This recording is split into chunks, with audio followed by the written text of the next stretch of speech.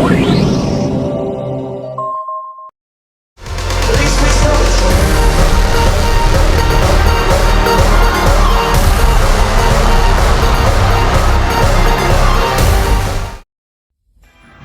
it's me Nooker, Illustrious Garno. Today I'm gonna do a comprehensive review of Trolls Band Together. So days ago, I just watched the movie that I've been waiting for a long time, Trolls Band Together.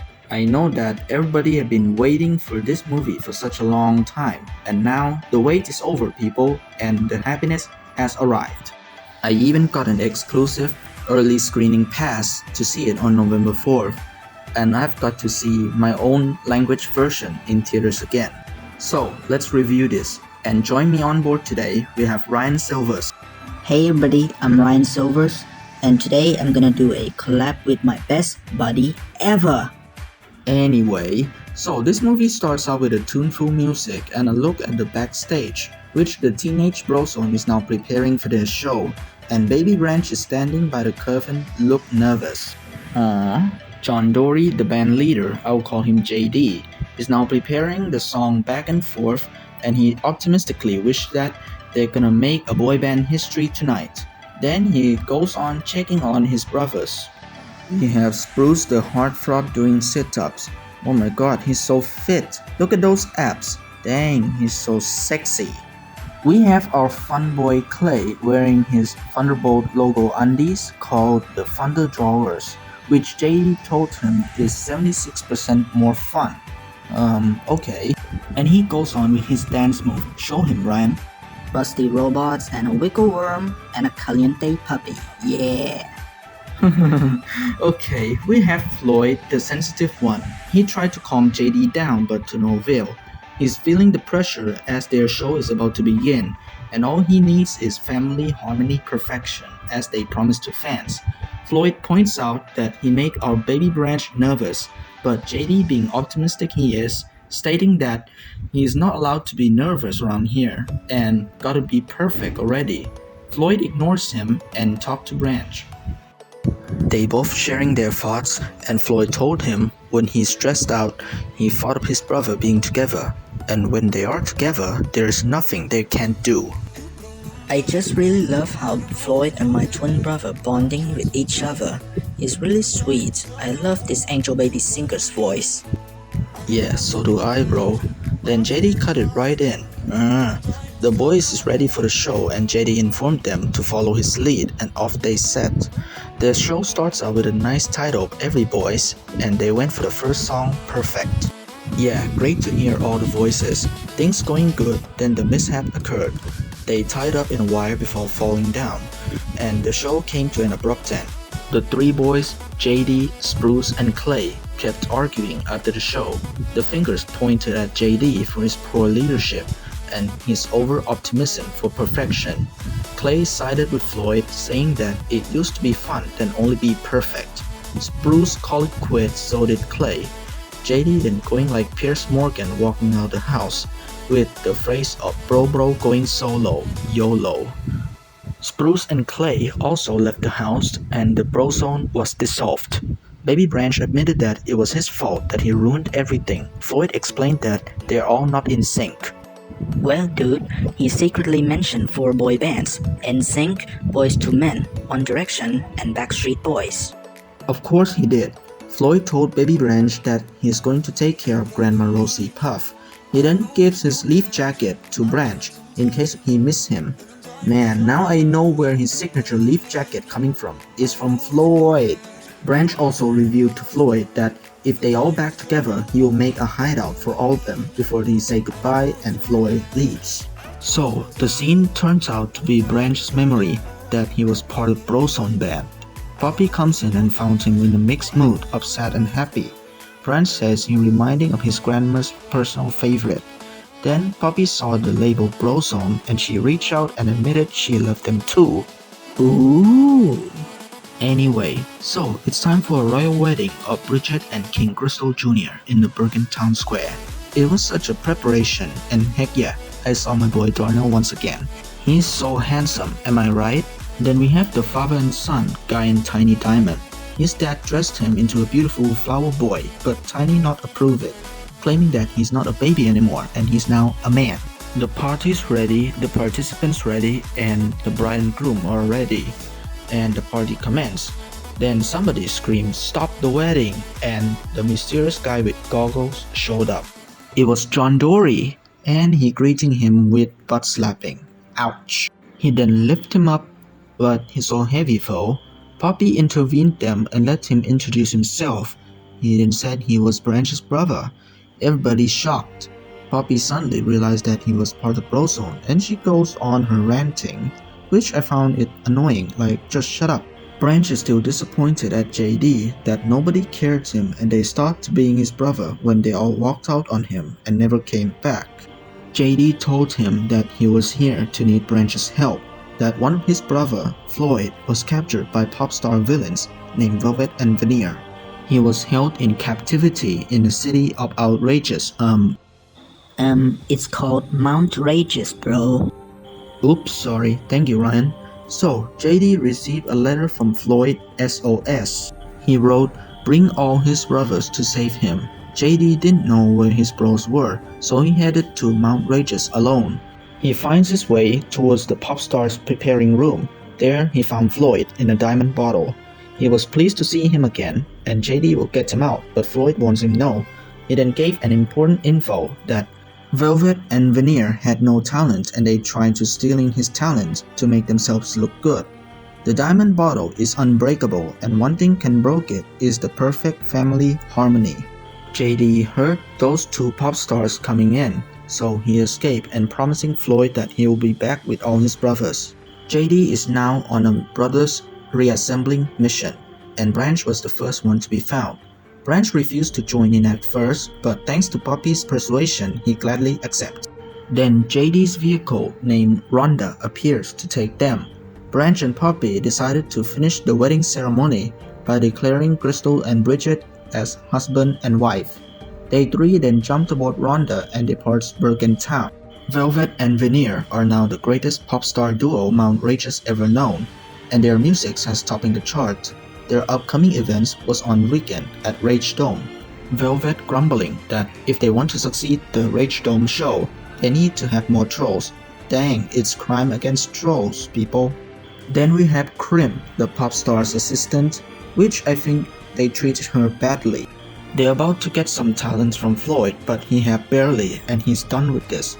But they won't let him go so easily, and they let him go the hard way by sucking his talent out to themselves. Oh my god, that's too painful. Give him a break, people. I mean it, honestly. Heck, they even plan to have BroZone captured as they come in to save him. Leave them alone, people. Leave them alone. You can't do them like that. So the pop stars leave the room and Floyd sing Lonely People and even have Krim back up with the ukulele. The Operation Family Harmony has begun, but I feel already tired, so I'm gonna let my buddy doing it. So it's your turn, Ryan. Alright, so they have an unexpected passenger on board, and yeah, it's Tiny Diamond. He told them that he's no longer a baby and he's a big boy now. JD worried that should they let a baby driving, but Tiny showed them his fake ID card in a title of Adulty McMahon Face, and Tiny takes the driver's seat, y'all. Really reminding me of what Hopefully had done. Jerry in the driver's seat. Run, Jerry in the driver's seat. Okay. Branch then showed more of his era and Poppy gone nuts about it. Man, my brothers is such an adorable baby. Branch decided to help Tiny finding his next brother, Spruce, while Poppy and JD strolling down his memory lane. JD then gives him a postcard of Island labeled "Wish You Were Here." He then go to Tiny and show him the postcard to find the location, and Tiny gives him a Pacifier. He rejected. Ooh. They then approaching the island as the same as postcard, so JD takes a driver's seat and turns Rhonda into waterproof mode and into the water. The scene cuts through Bridget taking Crystal on a motorcycle for the honeymoon trip. The scene then cuts back to the Trolls gang, which arrive on shore, and man, forgot about the waterproof thing. They going through the woods, and I found this thing funny. Nothing. Super happy. This is our most fun mission yet. Yay! Yeah, so they walk along until they found this giant Muppet guy. So the guy is climbing on rocks with some of his friends, and they welcome them to the vacay island, where every day is a vacay. That's fantastic. I wanna go to the beach trip, you know? Nooker loves it too. Then they found Spruce, the heartthrob, happily singing and surfing. That's amazing. But dude, when did you get so fat? When you're a teen, you got sexy tummy abs. Now you're just so big. Wow! Why am I not surprised seeing him run into Branch instead of JD? I guess they still had feud each other. Wet Willie! Yikes! While they're settling the business, Spruce, now go by Bruce, admitted that he's now a dad and had to take care of his family. He had his Muppet wife named Brandy, had a lot of babies, and oh my god, the pink eye! JD told Bruce about what happened to Floyd, and they really need a family harmony to save him.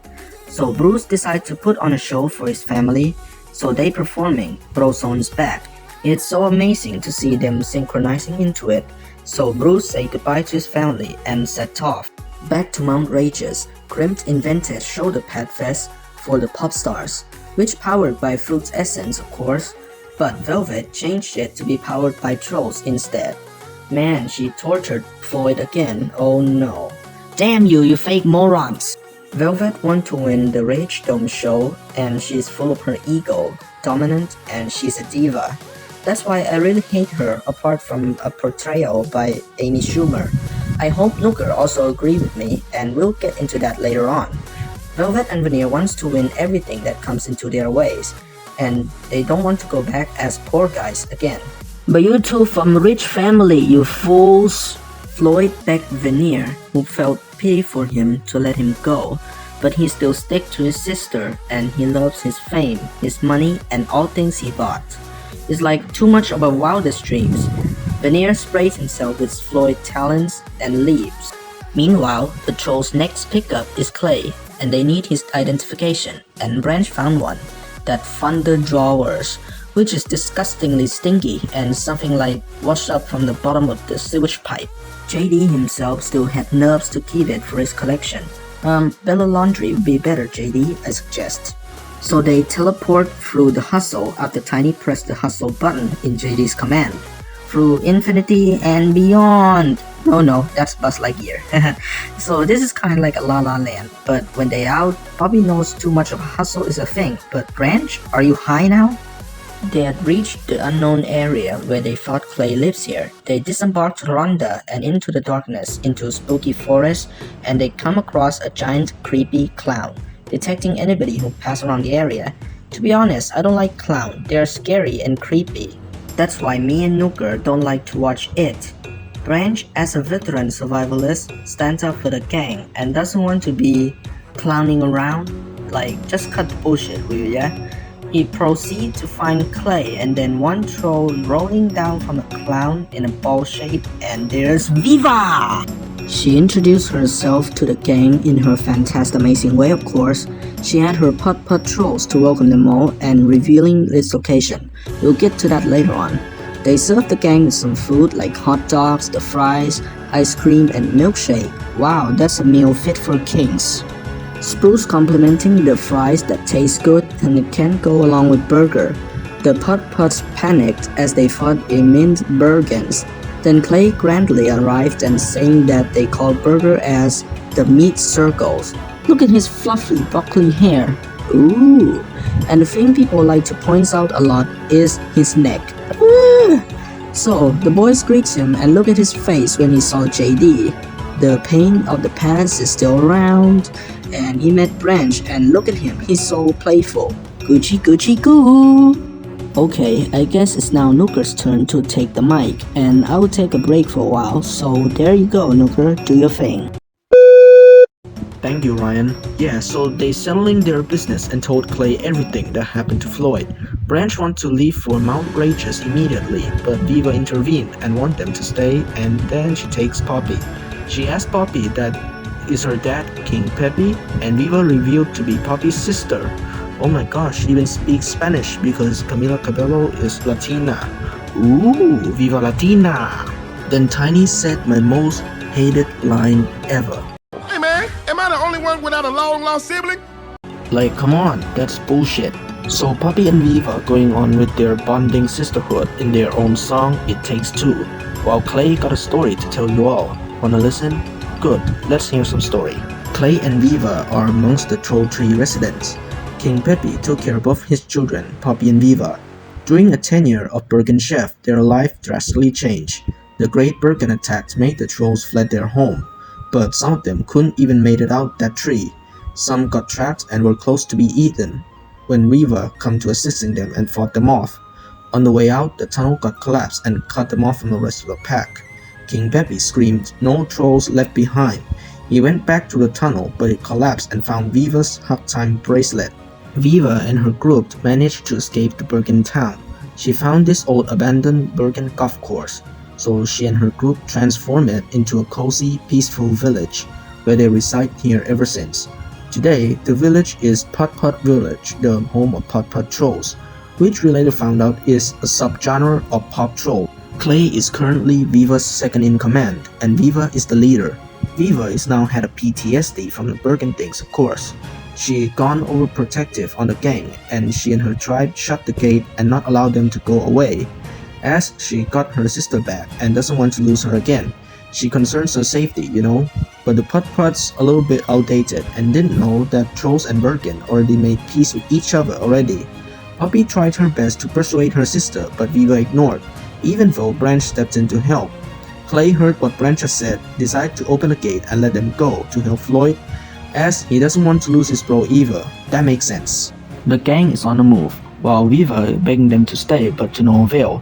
Poppy told her she can come to help, but Viva refused and chose to stay at the village. Poppy then left the memory book of Bridget at the doorstep and leave. At Mount Rage's pop star duo is preparing for a last show. They really want BroZone so they can take all their talent to win the competition. As they're about to spray themselves with Floyd's talent, Velvet found that he's dead, but unbeknown to her, she is faking. Genius. They're about to throw him into a flush, but he wakes up and slipped away. Veneer treats him and Floyd begs him to let him go. He refused, so Floyd gave him a handful of advice. Velvet caught up to them and heading back to their room. Meanwhile, the gang is now put on a show aboard Rhonda. They brought back their BroZone era by dressing in puffy jackets, white trousers, and glasses. Heck, even had Poppy join in with the band, and the Bitty Bee is back. They're singing and dance in perfect. As songs end, JD went on his leader mode. He wants Spruce to do more squinting, he wants Clay to do on silly rusty robot moves, and he wants smaller diaper for Branch. Really? Branch is now more than 24 years old. He's not a baby anymore. The argument starts when Clay told JD to stop being bossy, as he always wants to be 100% perfect, spotless. The same old JD. Spruce then joined in to point out the same reason as Clay. Poppy intervened, but the argument intensifies. JD still stands his ground as being the oldest, so he had to be the leader.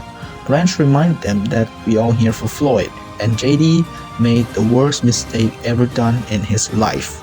Look, Branch is right. We're here for Floyd. Let's just get this done and we can go our separate ways. Fine. Hiya. Branch is now feeling upset with his brothers with JD's decision, so he ordered Tiny to pull over immediately. Spruce told him to stop being a baby, but Branch went from 0 to 100 in a second. He blamed them for being mad at JD, and he felt that they did the same thing to him. He expressed that they treat him like a baby of the family, and right now he stopped being a baby since they left him as he had to. Their grandma died shortly after, and there's nobody else to take care of him, and he walks out. During his leaving, he left a paper artwork of his bunker with all 5 of them together. Poppy told them that he had made a bunker for all of them if they came back. JD surprised that he didn't know, and Poppy guessed he never asked, and she also left. Okay, that's pretty clear about his bunker. He intended to build the bunker for all of them, but none of them returned, so he turned it into his personal living quarters, storing many survival stuff, and he survived as he drank his own sweat. He is crazy prepared, remember? Yeah, so Poppy followed Branch, but he wanted to save Floyd alone. Poppy refused to go as she wanted to stay with him. She is by his side from the moment they met, and he had been by hers. That's sweet. So he reconciled her with a hug for being a bit too harsh with her, but she doesn't mind. They met with Tiny, who also left the boys in a tricycle after being motivated by Branch's speech, so they decided to go to Mount Rages together. Meanwhile, the Burke and newlyweds had been driven to an unknown area.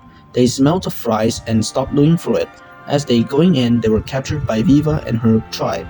The scene then cuts to a trio who also reached the Mount Rage's outskirts, scanning the Rage Dome, which they found to have tight security, so Poppy suggested to scale up the walls. So they did, with gummy gloves, but I'm annoyed with Tiny when he grumbled that his feet hurts and want to be carried. Dude, just be a big boy, grow up will you? As they reached the top, they made through a ventilation HVAC system and cut the power. They found Floyd in one room and they come down from vent and Branch reunited with his most beloved brother. Aw, look at them, they bond so well. Floyd then warned them that the pop star duo is coming, so they retreated. They saw Velvet and Veneer coming in with Rhonda being captured along with the boys inside their shoulder pads. They're being lured to the duo's trap, so they're being caught and Rhonda was locked in a closet with Crimped. The pop stars then take Floyd and they all heading for a show. As they gone, the duo quickly come to free Rhonda and Crimp. Back to Putt Putt Village, the tribe is about to have the Birkin execution, but before that, Viva halted everything and questioned Bridget to assure that she is Poppy's best friend. She then congratulated for her wedding and made a deal that Birkins would never eat trolls again. Bridget accepted and Viva sent them free.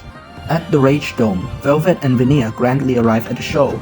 They walking in and greeting fans. They then got interrupted by Branch and Poppy, who demanding to have Branch's brothers back and exposing them as phonies. Fearing the situation may worsen, the pop star duos decided to went on a run, sending the troll trio on a hot pursuit. The duo announced to put on a show on roadways, which caused a lot of traffic jams. Branch takes over a driver's seat and wants a Pacifier from Tiny. Haha, he loves suck on it. They soon reach the end of the road and the duo's cars ends in a bang. The two landed on the Swan yacht, while the trio landed on the riverside. So Tiny turns on Hustle and sent Rhonda to drop into a ship by the Hustle Man.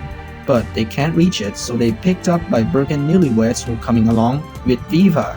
Viva and Poppy reconciled for what happened, and the trolls went onto the yacht and fight off against the pop stars and rescue the boys. The fight pays off, and JD, Spruce, and Clay have been rescued, but they can't rescue Floyd, as Velvet slipped away. Everyone worried that Floyd couldn't made it out alive as he had nothing left. Branch remembered what Poppy had told him before, and they don't have to be perfect, just being what they are together. The boys agreed and let Branch take control. The pop stars about to sing the next song, but Crimp turned off their mic and let Branch and the BroZone put on their show, A Better Place, in front of all Mount Ragians. Floyd feeling his last strength, dislodging his diamond from Velvet before singing his last word of "Just let me take you to a better place," and kaboom! The diamond breaks and Floyd was freed, but he is lifeless.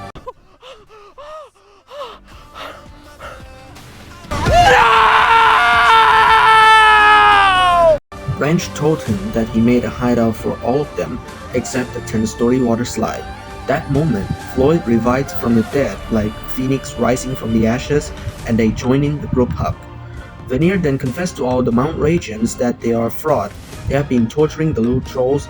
He also told his sister that what Floyd had told him earlier about his treatment. Crimp then have both of them handcuffed and listing their crimes of trolls kidnapping, troll torture, fraud, and tax evasion said by Clay. Veneer clearly shows some remorse while Velvet didn't. So the officer escorting them out and ending their career for good. Good freaking riddance. Everybody was happy, especially Branch, who is also grateful and being sorry for taking a long time to open up with his truth. Poppy doesn't mind and they both have a lip kiss with each other in front of everyone. Aww, shucks. Viva then braid his hair, as she likes him now. At the vacay island, the BroZone was preparing for their comeback show, with Branch taking charge. Spruce got his mojo back, Clay is now the founder of Sad Book Club, and Floyd standing by the curtain, reminding of the old vibe that's about to come back. JD looked at the song that Branch wrote, he praised it for being a banger. Branch then revealed to his boys that it was a song that he and his buddies working on, and his buddies arrived. It's Kismet, the NSYNC Trolls. So we have a Blaze, Hype, Tricky, and Boom. The NSYNC take the stage and perform Better Place and Family with the collaboration of BroZone, Poppy, and Viva, and that's a happy ending. So that's all my comprehensive review of Trolls Band Together by me and Ryan Silvers.